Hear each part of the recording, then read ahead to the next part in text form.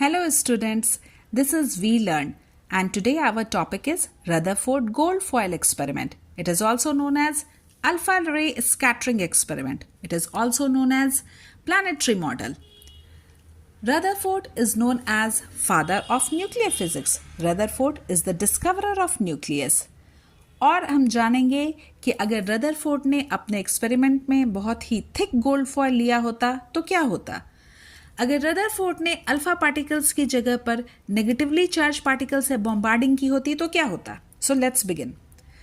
Rutherford ने radio active element लिया, alpha raise particles का बॉम्बार्डिंग किया बहुत ही थिन गोल्ड फॉयल पर और उसके चारों बगल ZNS स्क्रीन थी फॉर दिस देयर स्टडी। उन्होंने ऑब्जर्व किया कि most of the alpha particles straight निकल गए विदाउट एनी डिफ्लेक्शन।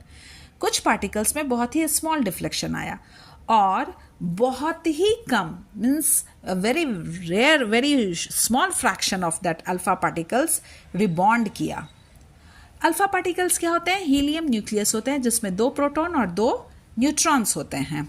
अब उन्होंने क्या कंक्लूड किया, चूंकि मोस्ट ऑफ द रेज जो है वो विदाउट डिफ्लेक्शन चले गए तो उन्होंने कहा कि एटम जो है वो खाली है, बहुत सारा एम्प्टी स्पेस है, कुछ ही डिफ्लेक्ट कर पाए और कुछ बिल्कुल रिबॉन्ड कर गया। इसलिए उन्होंने कहा कि ये डिफ्लेक्शन जो हो रहा है इट मीन्स कि जो पॉजिटिव ऑफ द एटम है वो बहुत ही डेंस है, जहाँ पे सारे उस एटम का मास है और बहुत ही कॉन्सेंट्रेटेड फॉर्म में है और उसको उन्होंने न्यूक्लियस बताया। और थर्ड पॉइंट कि इलेक्ट्रॉन जो है वो न्यूक्लियस के चारों बगल रिवॉल्व कर रहा है just like the planet around the sun.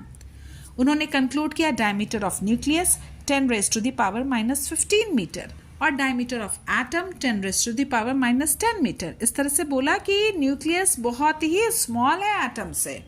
Like एक फुटबॉल ग्राउंड में आप समझो एक वन पेपर ग्रेन, एक काली मिर्च का दाना एक फुटबॉल ग्राउंड में, that is the visual picture for you.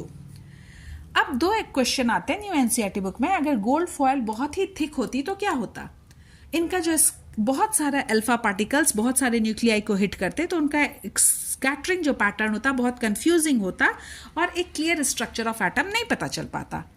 दूसरा, अगर अल्फा पार्टिकल्स के जगह पे उन्होंने नेगेटिव के बॉम्बार्डिंग की होती तो भी इलेक्ट्रॉन से हिट कर करके बहुत ही मैसिव स्कैटरिंग पैटर्न देता और तब भी हमें क्लियर पिक्चर नहीं मिल पाता।